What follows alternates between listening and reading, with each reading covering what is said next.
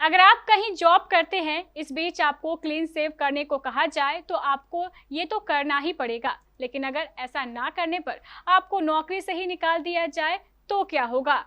ऐसा हुआ है, और इतना ही नहीं, इस आदेश को ना मानने वालों को नौकरी से ही निकाल दिया गया। एक नहीं, दो नहीं, पूरे के पूरे 100 लोगों को इस चक्कर में नौकरी से हाथ धोना पड़ा।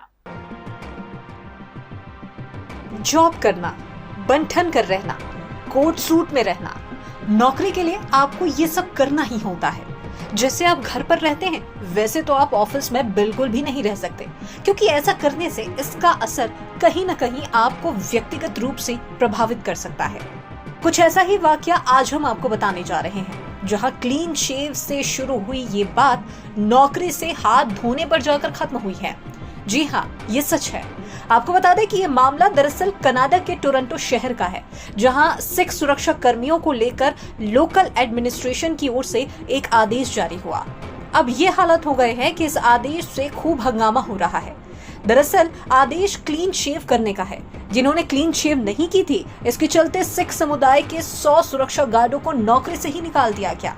अब इस फैसले का पुरजोर विरोध हो रहा है और इसे वापस लिए जाने की मांग भी हो रही है।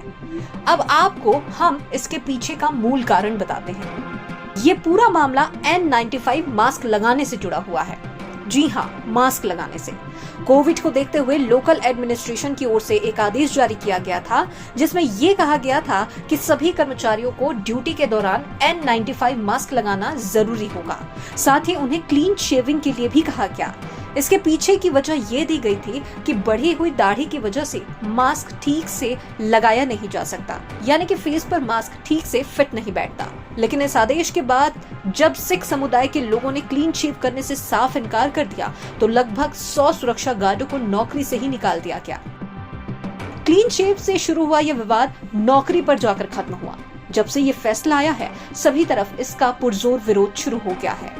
कनाडा में विश्व सिख संगठन यानी कि WSO ने इसका विरोध जताते हुए कर्मचारियों को फिर बहाल करने की मांग की।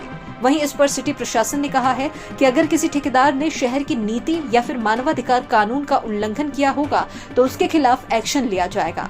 इस घटनाक्रम पर पंजाब के कैबिनेट मंत्री हरजोत सिंह बैस ने भी विरोध जताया।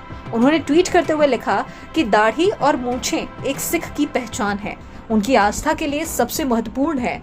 इस फैसले को तुरंत वापस लिया जाना चाहिए, क्योंकि ये सिखों की आस्था के खिलाफ है। इससे दुनिया भर में सिखों की भावनाओं को ठेस पहुंची है। गौरतलब है कि WSO ने इस मसले पर कहा है कि पब्लिक हेल्थ की सेफ्टी की जरूरत के लिए सिक्योरिटी गार्ड, ASP सिक्योरिटी और स्टालवर्ड जैसे ठेकेदारों के लिए काम करते हैं। सिटी प्रशासन को अपने इस भेदभाव नियम को बदलना चाहिए। 100 गार्डों को तुरंत बहाल किए जाने की मांग के साथ ही संगठन ने सिटी प्रशासन से मुआवजे की मांग की है। अब देखना होगा कि इन मांगों पर कब तक एक्शन लिया जाता है और ये मांगे आखिर कब जाकर पूरी होती है। Bureau report, KBC news.